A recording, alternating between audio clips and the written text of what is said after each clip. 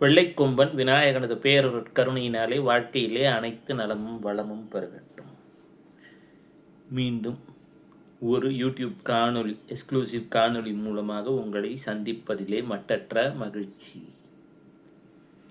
உலக நிகழ்வுகளை பற்றி பேசலாம் என்று ஒரு எண்ணம். மாலை ஒரு நண்பர் அழைத்திருந்தார். 5 சனீஸ்வரர் இருக்கிறார்.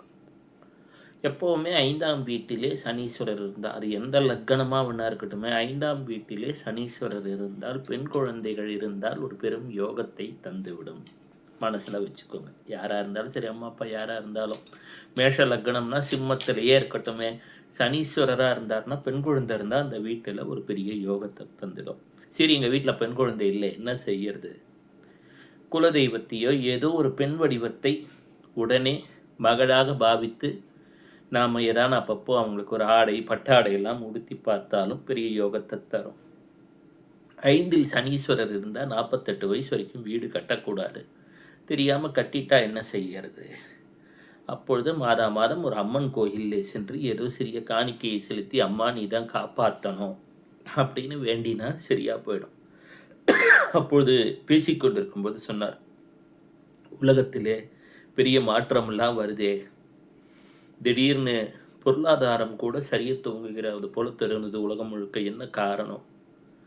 எப்பொழுதுமே குருவானவர் சனீஸ்வரரை பார்த்தால் பொருளாதார சரிவுகள் உலகெங்கும் துவங்கக்கூடிய, கரன்சியின் மதிப்பு தள்ளாடக்கூடிய நிலைகள் வரும். 1967 66 67 உச்ச குரு கடகத்திலிருந்து சனீஸ்வரரை பார்க்கும் பொழுது ஏற்பட்ட தள்ளாட்டங்கள். மீண்டும் 1990 உச்ச குரு கடகத்திலிருந்து மகரத்தில் இருக்கக்கூடிய சனியை 7ஆம் பார்வையாக பார்த்த பொழுதும் சில தடுமாற்றங்கள். இது போன்ற ஒரு காலகட்டங்களிலே குருவும் சனியும் ஏதேனும் வகையிலே சம்பந்தப்பட்டிருந்தால் தத்தாத்திரேயருடைய வழிபாடு பெரும் பலனை தரும். ஏன்னா தத்தாத்திரேயர் குருவாக இருப்பவர், துறவியாக இருப்பவர், இப்படியும் இருப்பார் அப்படியும் இருப்பார். எனவே பிரச்சனையின் தீவிரத்தை வெகுவாக குறைக்கும். 2வது, நமக்கு வரக்கூடிய காலகட்டத்தில் 24ஆம் தேதியிலிருந்து ராகு சதய நட்சத்திரத்தில் இருக்கிறார். ஒரு ஜாதகத்தில் சதயத்திலேயோ திருவாதிரையிலையோ இல்லது நமது சுவாதியிலேயோ எந்த கிரகமும் இல்லை என்றால் சாரம் பெற்றிருப்பது இல்லைன்னா அது அவங்களுக்கு ஆகாமி. ராகு அவர்களுக்கு ஒரு நன்மையை செய்வார் அப்படின்னு எடுத்துக்கணும். ஆனால் அந்த ராகு 6, 8, 12 இருந்துட்டார்னா அந்த நாகத்துக்கு ஏதோ தோஷம் இருக்குன்னு அர்த்தம். நாகத்தை வழிபட்டுடணும். இதே மகம், மூலம், அஸ்வினி, கேத்துவோட நட்சத்திரத்தில் எந்த கிரகமும் இல்லைன்னா கேத்து ஆகாமி, ஒரு நன்மையை செய்வார். எனினும் 6, 8, 12 கேத்து இருக்காரான்னு பார்த்துக்கணும். இல்லைன்னா நாகத்துக்கு ஒரு வழிபாட்டை செய்யணும். ராகுவோட நட்சத்திரம் சதயத்துக்கு வரப்போகிறார் 6 மாதம். ஒரு டெட்லி காம்பினேஷன். மேலும் சனீஸ்வரர் வக்கர நிவர்த்தி அடைகிறார். இதெல்லாம் பெரிய யுத்தத்துக்கான ஒரு காம்பினேஷன் அப்படின்னு எல்லாம் சொல்லுவாங்க உலகம் எங்குமே. இது போன்ற காலகட்டத்திலே பிரார்த்தனைகள் மிக மிக அவசியம். உலகத்தில் பிரார்த்தனைகள் மிக மிக அவசியம். ஜோதிடம் உண்மையா என்றால் ஜோதிடம் கட்டாயம் உண்மைதான்.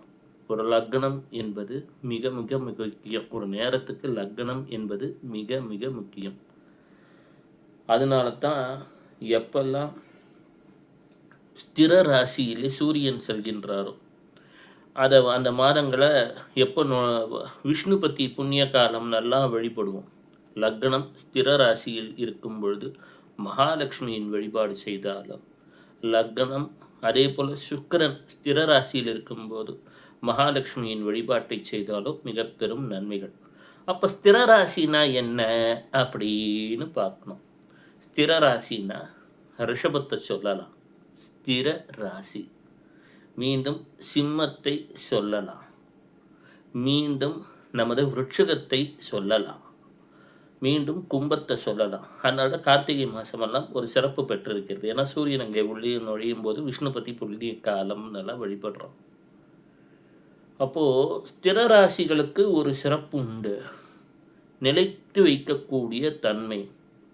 ஸ்திரமான ராசியில் இருக்கும் பொழுது சூரியன் ஒரு யுத்தங்கள் தொடங்கினாலும் அந்த செயல் நடைபெறும் தானே. யோசிக்க வேண்டியது.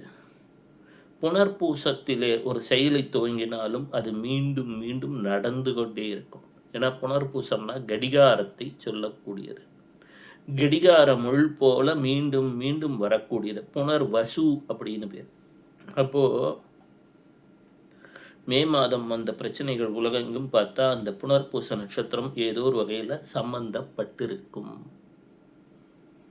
எனவே வரக்கூடிய காலகட்டங்கள் என்பது அதிகமான ஒரு பிரார்த்தனைக்குரிய காலகட்டங்களாக இருக்கும். இந்த 2-3 வருடங்கள், குறிப்பாக இந்த 26ஆம் தேதி 27ஆம் தேதி இதெல்லாம் அதிகம் பிரார்த்தனைக்குரிய நாட்களாகத்தான் இருக்கும்.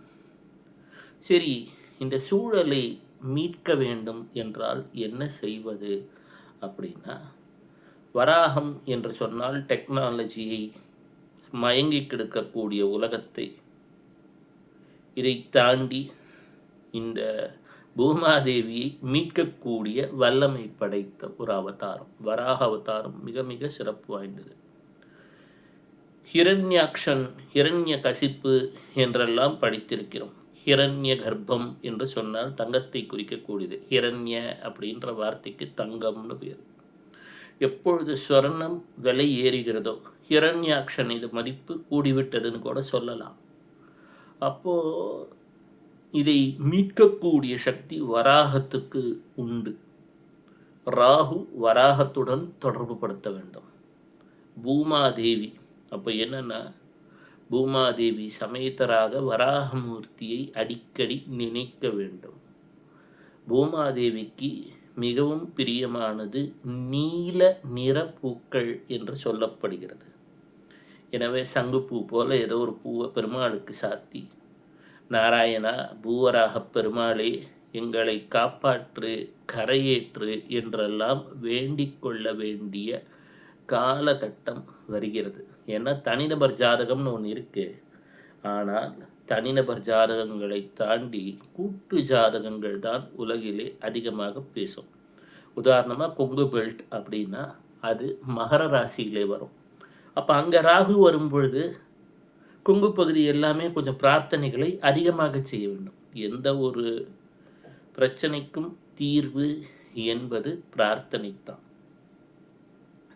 உதாரணமாக ட்ரம்ப் அவர்கள் விருட்சக ராசி.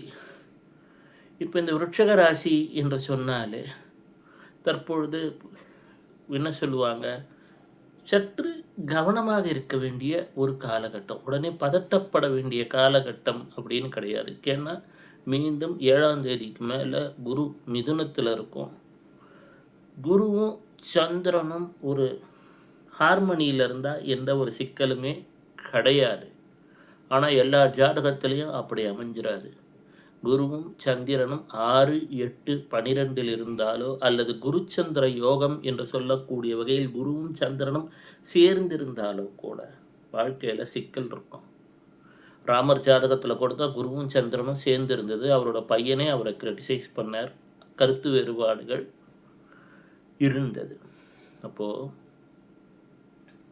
பல மாற்றங்களின் துவக்கமாகத்தான் 2026 என்று சொல்லக்கூடிய ஆண்டு இருக்கும். இதில் 12 ராசிகளில் எந்த ராசியாக இருந்தாலுமே குருவும் ராகுவும் சேரும் பொழுது ஏற்படக்கூடிய டெக்னாலஜிக்கல் மாற்றங்கள் ஆங்காங்கே உலகிலே ஒரு 5-6 வருடத்தில் ஒரு 80%க்கு அன்எம்ப்ளாய்மெண்ட் அப்படின்ற ஒரு இஷ்யூவை கொண்டு வரவும் வாய்ப்பு உள்ளது. அவ்வாறு இருந்தால் வருங்காலம் உலகம் எவ்வாறு இருக்கும் என்று சொன்னார். ஒரு காலத்தில் 1966-67 கம்ப்யூட்டர் வந்தது. அதுக்கு அடாப்ட் ஆனவங்க யார் கம்ப்யூட்டர் லிட்ரேட்டாக இருக்காங்களோ அவங்க தான் நிலைக்க முடிந்தது. இனி வரக்கூடிய காலகட்டம் ஏஐ போன்ற அடுத்த கட்ட தொழில்நுட்பங்கள் வந்துவிட்டன. அதை யார் கற்றுக்கொள்கிறார்களோ அதற்கேற்ற வகையிலே தங்களை வடிவமைத்துக் கொள்கிறார்களோ அவர்களுக்கு ஏற்ற ஒரு காலகட்டமாகத்தான் இனி வரக்கூடிய சூழல்கள் அமையும். அப்போது இந்த உலகளாவிய மாற்றங்களை தீர்மானிக்கக்கூடியது யார் என்றால் நெப்டியூன், யுரேனஸ், புளூட்டோ என்று சொல்லக்கூடிய கிரகங்கள். அவர்களுக்கு வருணன் என்றெல்லாம், அருணன், வருணன் என்றெல்லாம் பல்வேறு பெயர்கள் உண்டு. அவர்களை பற்றி இன்னும் நாம் பேச துவங்கவில்லை. ஏனென்றால் பொதுவாக இந்திய ஜோதிடத்திலே நெப்டியூன், யுரேனஸ், புளூட்டோவை பற்றி அவ்வளவா பேச மாட்டாங்க. ஆனால் அதையும் நாம் அறிந்து கொள்ளும் பொழுது இன்னும் நமக்கு வாழ்க்கையிலே எளிமையாக எவ்வாறு கடந்து செல்லலாம் என்பதை நமக்கு ஒரு புரிதலை ஏற்படுத்திவிடும்.